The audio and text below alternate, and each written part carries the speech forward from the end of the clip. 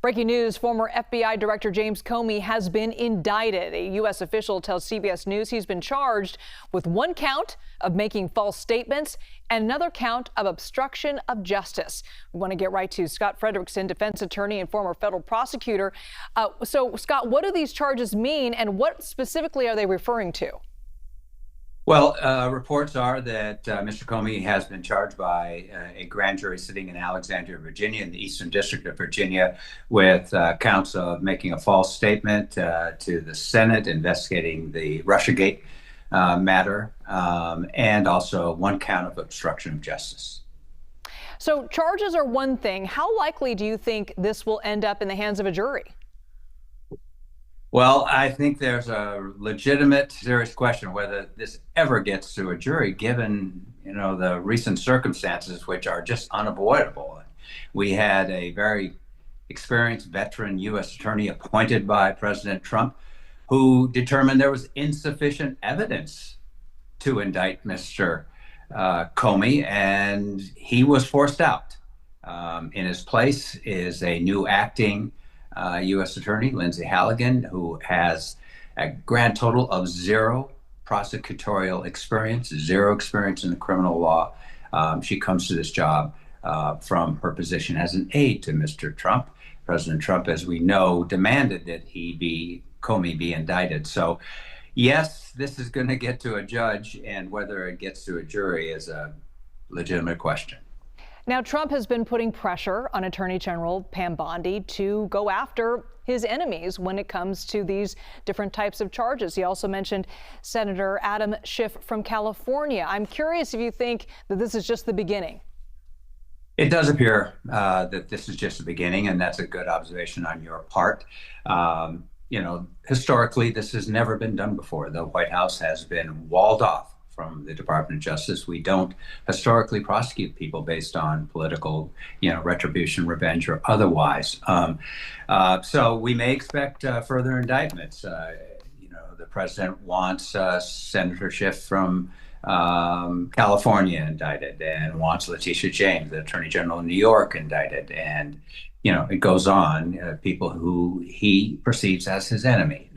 So this may be the first of more to come from this district. I want to put up Pam Bondi's statement here. She released just moments ago. She said, "No one is above the law. Today's indictment reflects this Department of Justice's commitment to holding those who abuse positions of power accountable for misleading the American people. We will follow the facts in this case." So, sir, do you believe the law is on her side? Well, that's to be determined. I mean, that's a very general statement she makes. It's applicable to any case that gets indicted. No one is above the law. And, I think the concern, if I were in her shoes, is that if a judge on the motions in this case determines that this case was brought for political reasons without sufficient evidence, then there's potentially a very high price to be paid. And that will go all the way up to the Attorney General, as well as the Deputy Attorney General, as well as his acting U.S. Attorney.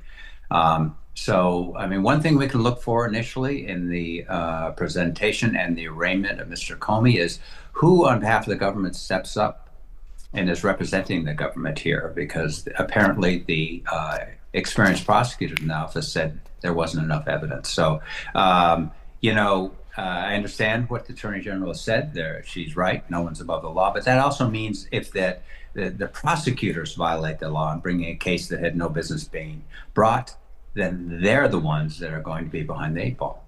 I just want to echo something that you brought up earlier in this interview, is that something like this is unprecedented, this type of case, a president putting pressure on an attorney general to go after people that he deems as his enemies. Can you go into that one more time, sir, and just how unusual this type of case is?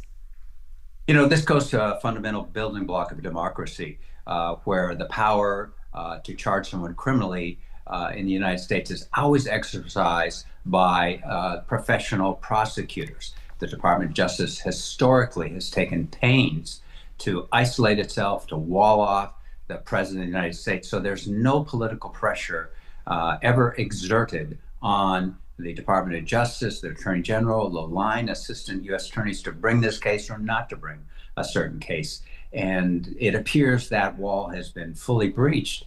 And based on reports, it appears that this new acting U.S. attorney, no experience as a prosecutor, is taking direction from the President of the United States.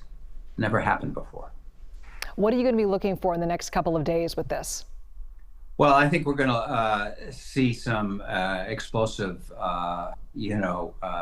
arguments right out of the box. And I think what I'm going to be looking for is when this gets to the judge who's appointed to handle this case in the Alexandria Division, I suspect we're going to see that judge exercise some very strong supervision, given the fact that the U.S. attorney in his district, who was an experienced prosecutor, respected prosecutor by the judges in that district, was forced out when apparently he concluded there wasn't enough evidence in this case. So the judges, this district is one of the premier districts in our country. They handle most of our national security criminal cases. They take great pride in their professionalism. So I'm looking to see what the judges here do. I suspect, my prediction is we're going to see the government on defense, on its heels very quickly in this case. Scott Fredericksen, thank you so much for taking the time. Of course.